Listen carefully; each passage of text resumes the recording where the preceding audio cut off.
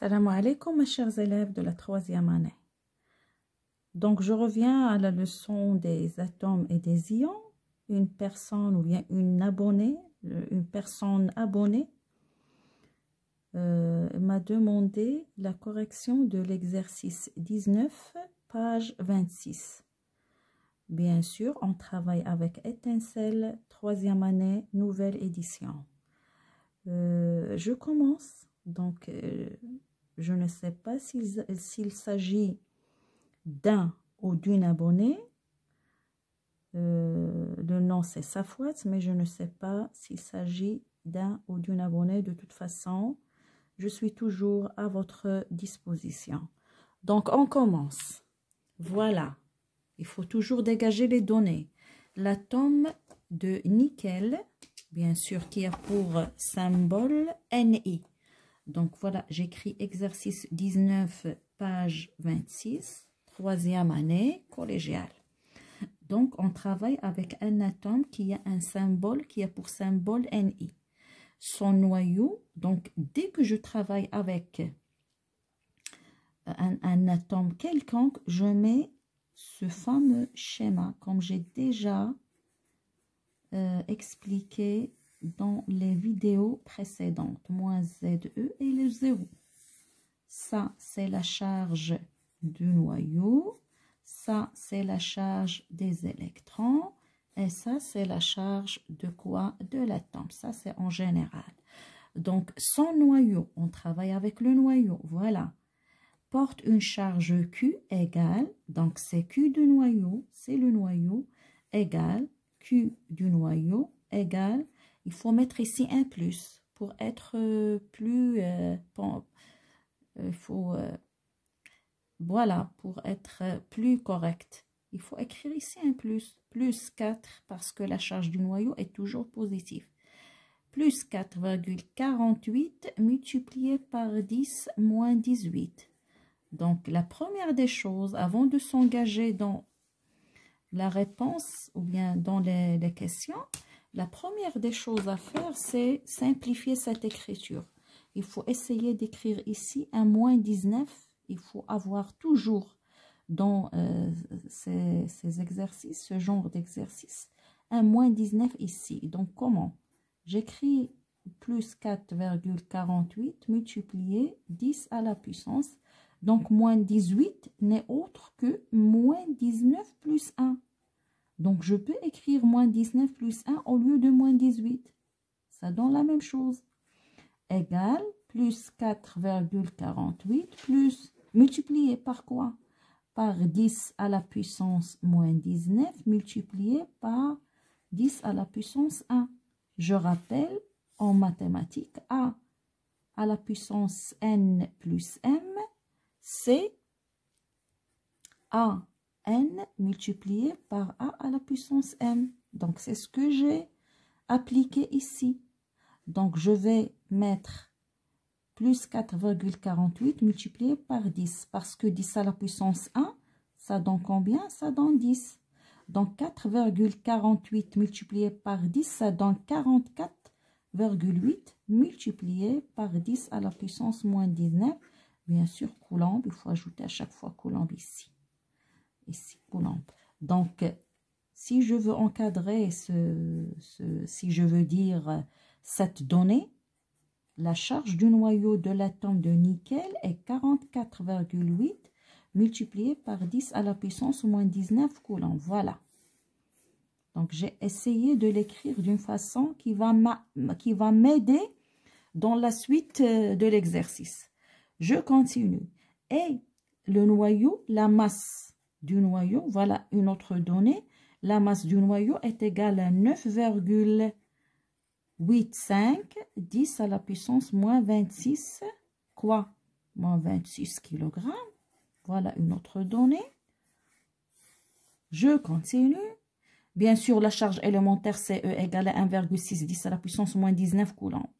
La masse d'une seule charge positive contenue dans le noyau est, petit m, d'une seule charge positive du noyau, une seule charge. Ici, c'est la masse de tout le noyau, la masse d'une seule charge positifs dans le noyau.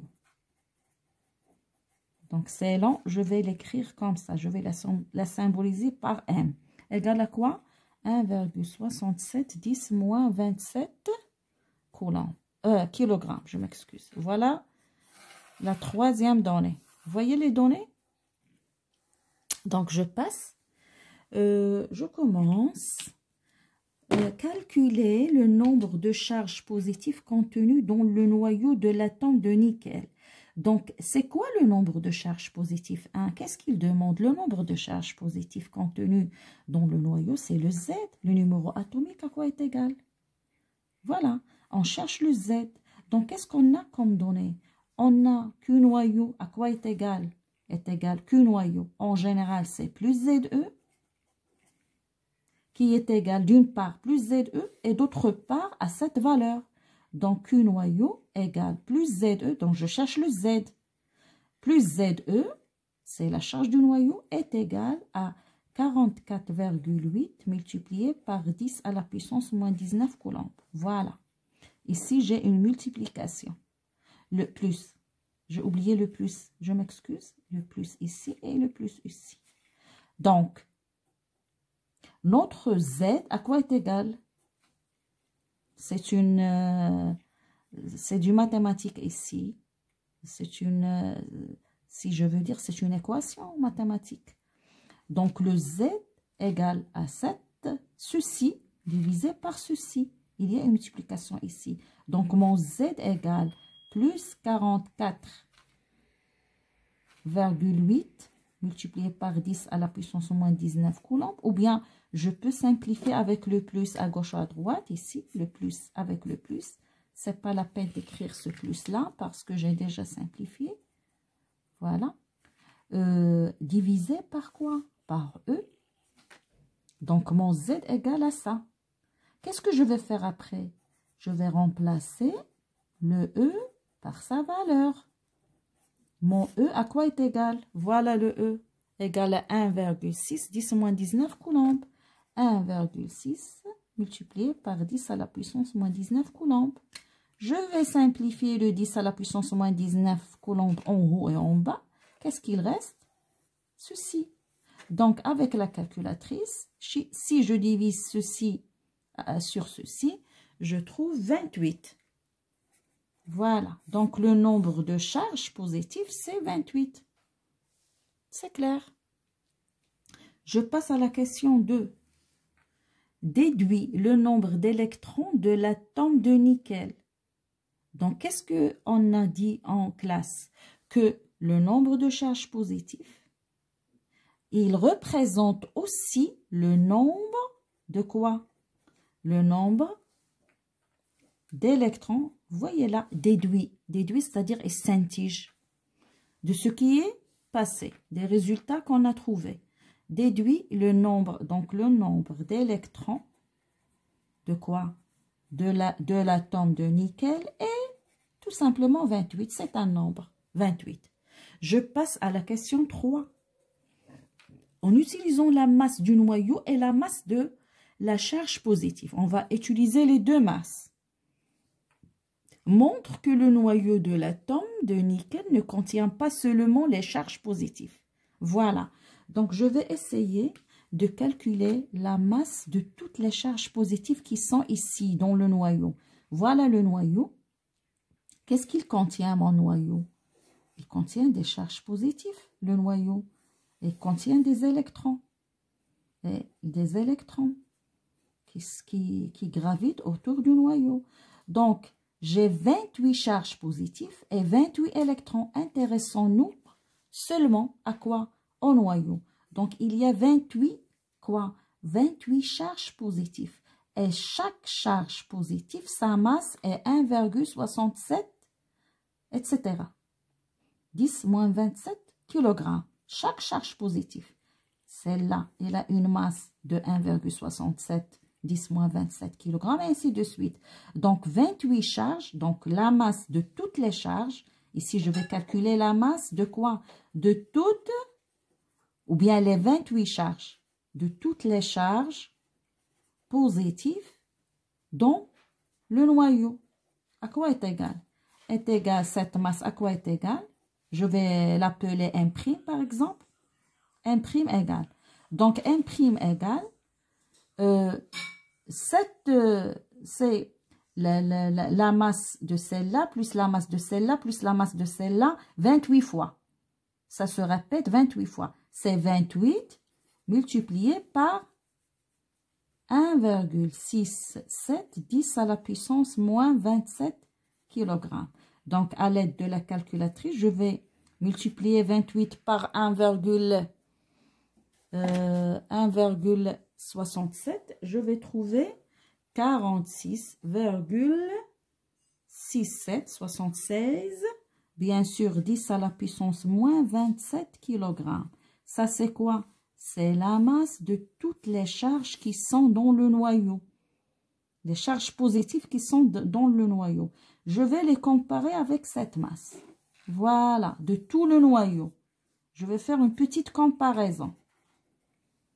Comparaison. Mais pour bien comparer, je dois avoir le même exposant ici. J'ai le 10 à la puissance moins 26 et ici 10 à la puissance moins 27. Je vais faire ce que j'ai fait là, la même chose.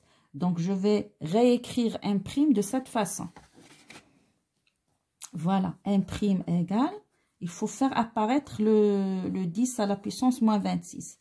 C'est quoi 10 à la puissance moins 27? C'est 10 à la puissance moins 26. Voilà, moins 26, il faut apparaître le moins 26, moins 1. Voilà, est égal, je continue. C'est 46,76 10 à la puissance moins 26 multiplié par 10 à la puissance moins 1. Je multiplie, c'est quoi 10 à la puissance moins 1? C'est 0,1. Si je multiplie ça par ça, qu'est-ce que je vais trouver? Je vais trouver donc 0,1 multiplié par cette valeur-là, ça donne combien? Ça donne 0,46, non, 4, multiplié par 0,1, ça donne 4,6, je m'excuse, mes chers élèves, ça donne 4,6, bien sûr, 4,676, 10 à la puissance moins 26, bien sûr, kilogramme. Il ne faut pas oublier le kilogramme. À chaque fois, j'ai le kilogramme. Je continue. Je continue ici. Voilà, je continue. Donc, je vais comparer la masse du noyau qui est égale à 9,85 10 à la puissance moins 26 kg avec la M', la masse de toutes les charges, les 28 charges positives qui sont dans le noyau, qui est égale à 4, voilà, toute cette valeur-là, 10 à la puissance moins 26 kg. Donc, il suffit maintenant de comparer ces deux nombres, puisqu'ils ont ici le même 10 à la puissance moins 26, 10 à la puissance moins 26 kg. Donc, la masse du noyau est supérieure à la masse M' de toutes les charges. Ça prouve quoi? Qu'est-ce que ça prouve? Ça prouve que dans le noyau, il y a d'autres choses. Il n'y a pas seulement quoi? Les charges positives. Voilà, on a répondu à la question.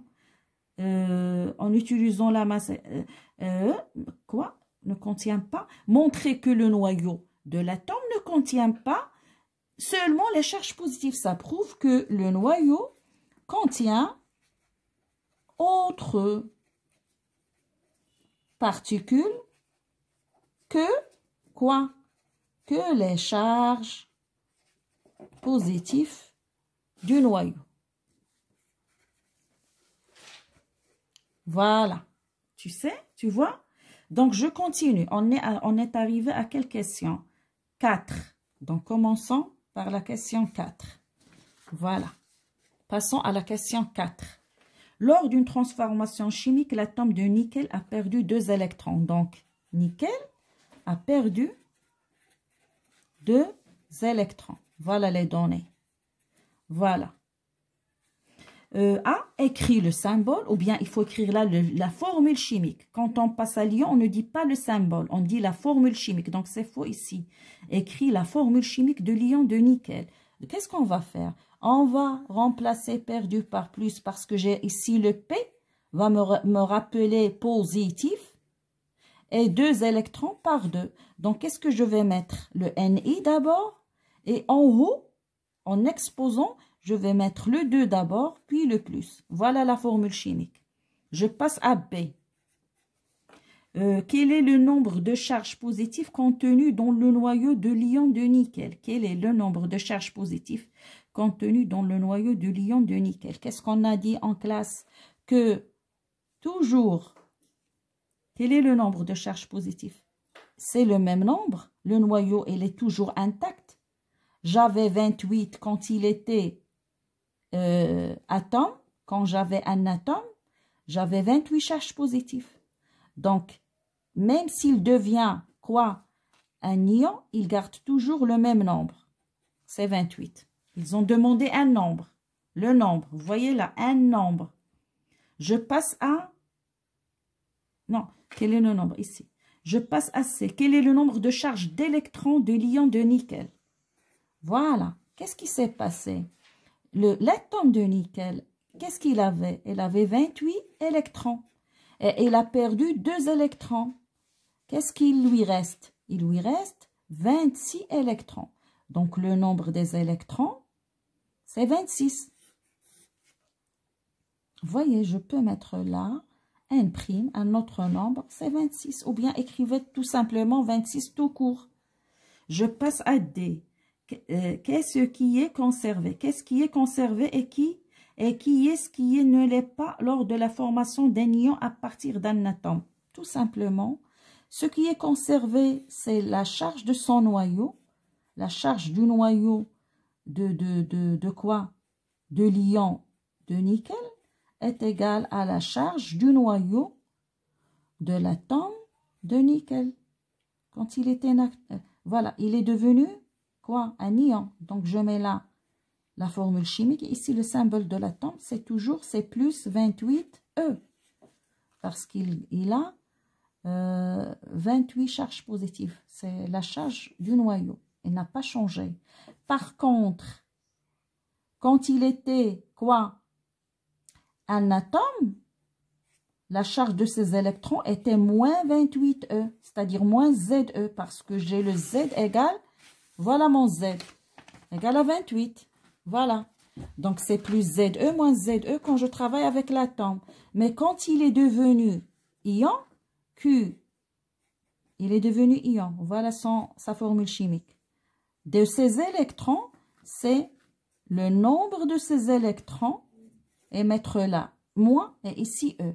Voilà. Donc, la charge du noyau est conservée. Par contre, la charge des électrons ne l'est pas. Donc, je pense qu'elle reste une... Je sais, ça c'est D. Voilà. J'ai répondu à toutes les questions. Je vous laisse et à la prochaine, Inch'Allah.